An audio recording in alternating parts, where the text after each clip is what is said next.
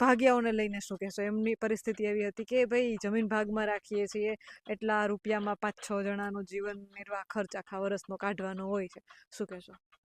બેન એમાં પુરવાર ન થાય પણ ઘણું ખરું કરકસર કરીને રોડવીએ છે, શું કરીએ બેન? અટાણે તેલે ખાવા નથી, તપા કરો કરું. આ બધા ખેડૂત છે એના ઘરના તપા કરો તમે. બીજો ડબ્બો નીકળે ને બેન, અમારે 1 રૂપિયો વળતર નથી જોતું. આપણે કોઈને ઘેરે નથી ગયા બેન. તમે આ ભાઈને ઘેરે તપા કરો, અમારી ઘેરે કરું ને ખુદ. અટાણે એટલી બધી હાલાકી ખરાબ છે. અમારો થયો મોલ અમારું પૂરું કરી નાખ્યું. અટાણે આંબામાં મોર આવ્યા એ ભાંગી નાખ્યા. જો આવી કેરીઓ આવડા આવડા આંબા અમે કેટલા વર્ષથી આમાં મહેનત કરીએ ને, આમાં સોરા છે જોરિયા દેખાય.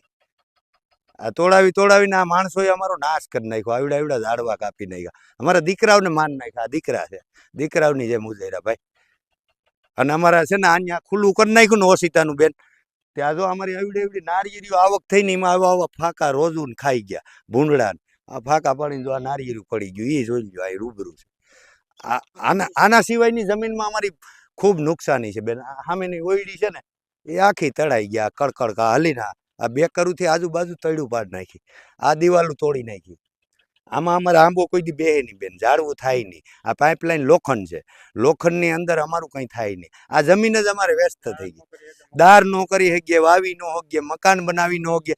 અને આ જેથી તૂટે ને તેથી અમારા ખેતરું ધોઈ મારે. આ બધે પાઇપલાઇન તૂટે તો શું થાય છે? ખેડૂત પાયમાલ થઈ જાય બેન. આ જેતું અમારું કરે ને તેથી આ તરિયા દેખાડી દે. એક કોરથી આ જંગલનો ત્રાસ છે અમારા જાનવરનો, એક કોરથી આનો ત્રાસ છે, એક કોરથી આ ડેમનો ત્રાસ છે. અમને પાણી છે ને અમારી બાયુ છે ને અધેલ લુગડા લઈને માન આવે. અહીં હલાય એમ નથી. આ જોઈ લ્યો આ રસ્તાની પરિસ્થિતિ. અમે કેમ જાણે પાકિસ્તાન વાળા હોય, અને આ પાકિસ્તાનના વિઝા કરાવી ગયો તો અમે વહી જાય બરોબર.